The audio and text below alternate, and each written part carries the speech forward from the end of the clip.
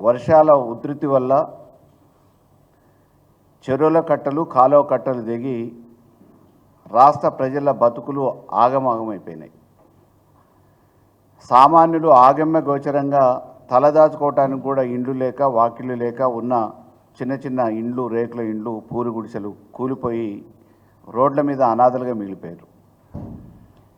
చిన్న సన్నకారు రైతులు తెగిపోయిన కాలువల వల్ల ఆ రోజు వరద వచ్చి కొన్ని వేల ఎకరాలు మునిగిపోతే ఈరోజు ఆ వరద వచ్చిన తెగిపోయిన కాలువల్ని రిపేర్ చేయక 20 రోజులైనా తాత్సారం చేయడంతో లక్షల ఎకరాలలో ఈరోజు పంటలు ఎండిపోయే దుస్థితి ఈ తెలంగాణలో వచ్చింది. వరదల మూలాన తెగిపోయిన కట్టల ప్రవాహం వల్ల ట్రాన్స్ఫార్మర్లు, విద్యుత్ స్తంభాలు తెగిపోవటం, కూలిపోవటంతో వాటిని పునరుద్ధరించకపోవటం మూలాన తెగిపోయిన ట్రాన్స్ఫార్మర్లను కానీ కరెంటు స్తంభాలను కానీ మళ్ళీ తిరిగి ఆ ప్లేస్లో పునరుద్ధరించకపోవటం మూలాన ఈరోజు విద్యుత్ లేక వేసుకున్న పంటలు ఇంతో అంతో బోర్ల కిందనో బావుల కిందనో పండించుకునే సామాన్య రైతులు కూడా నష్టపోయే పరిస్థితి ఈ తెలంగాణ ప్రభుత్వంలో, కాంగ్రెస్ ప్రభుత్వంలో పడుతోంది.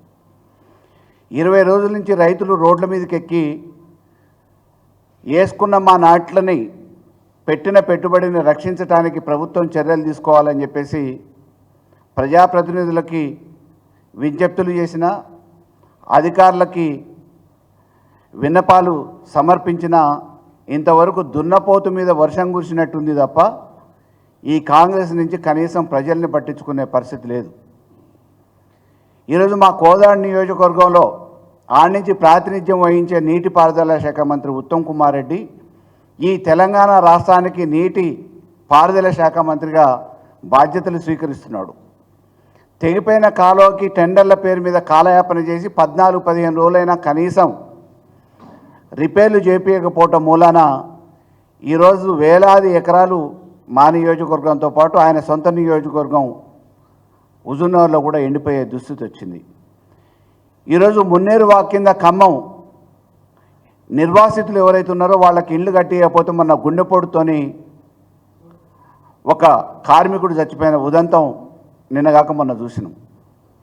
ఈరోజు వైద్యాన్ని గాలి కొదిలేసారు, విద్యని గాలి కొదిలేసారు.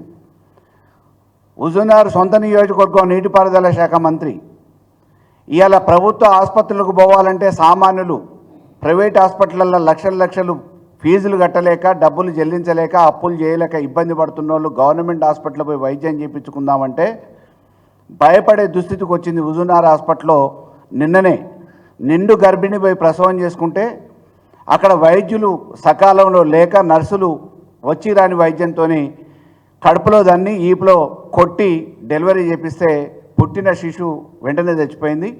ఇవాళ గాంధీలో అటువంటి శిశు మరణాలు కోకొల్లలో పడుతూ ఉన్నాయి. వరదలు వచ్చినా, గాలి గాడుపులు వచ్చినా, ఇటు విద్యుత్ స్తంభాలు దిగిపోయినా, కాలువలు దిగిపోయినా ప్రజల్ని గాలి కుదిరేసి విహారయాత్రలు చేస్తున్నారు. ఇవాళ మంత్రులు ఎక్కడ ఊపడట్లే, ప్రజల బాగోగులు పట్టించుకోవట్లే. ముఖ్యమంత్రి గారు మరి వెంటనే మేము రిపేర్లు చేపిస్తామని చెప్పేసి ప్రతి జిల్లాకి 5 కోట్ల రూపాయలు మంజూరు చేసినామని అన్నారు. కానీ ఆ మంజూరు చేసిన పైసలు ఏమైనా తెలియదు. ఇంతవరకు ఎక్కడ అటు కాలువ గండ్లు పడ్డ దగ్గర రిపేర్లు జరగట్లేదు, ఇటు నిర్వాసితులకు ఇవ్వట్లేదు, పునరావాస కేంద్రాలు నడిపేయట్లేదు, నిత్యావసర సరుకులు పంపించే పరిస్థితులు లేక ఈరోజు సామాన్యులు ఇబ్బంది పడుతున్న పరిస్థితిని ప్రభుత్వం దృష్టికి ఎన్నిసార్లు ఎన్ని రకాలుగా తీసుకుపోయే ప్రయత్నంలో ప్రతిపక్షాలు ఉన్నా కానీ పట్టించుకునే పరిస్థితి మాత్రం ఈరోజు ప్రభుత్వానికి, పాలకులకు లేదు. కాబట్టి ఈ వైఫల్యం చెందిన కాంగ్రెస్ ప్రభుత్వం వెనువెంటనే వాస్తవానికి బర్తరఫ్ చేయాలి. రైతులు రుణమాఫీ కాని వాళ్ళు బజార్లకు ఎక్కితే ప్రజాభవన్ని ముట్టడిస్తారని చెప్పేసి గ్రామాలలో నుంచి, ఇంట్ల నుంచి రాకముందే అరెస్టులు చేసి జైల్లో పెడుతూ ఉన్నారు. నిరుద్యోగులు రోడ్లకు ఎక్కితే ఈరోజు తీసుకుపోయి జైలు నింపుతామని అంటున్నారు. ఎక్కడికక్కడ రాక్షస పరిపాలన కొనసాగుతుంది, నిరంకుశత్వం కొనసాగుతుంది.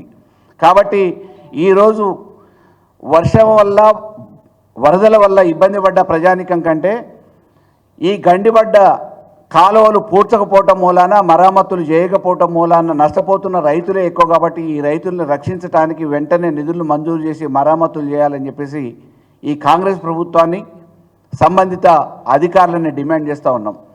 లేని పక్షంలో ఈ అసమర్థమైన మంత్రుల్ని బర్తరఫ్ చేస్తారా గవర్నర్ గారు జోక్యం చేసుకొని, లేకపోతే కేంద్ర ప్రభుత్వం జోక్యం చేసుకొని ఈ ప్రభుత్వాన్ని బర్తరఫ్ చేసి ప్రజల్ని కాపాడుతుందా అనేది ఒకసారి ఆలోచించాలి.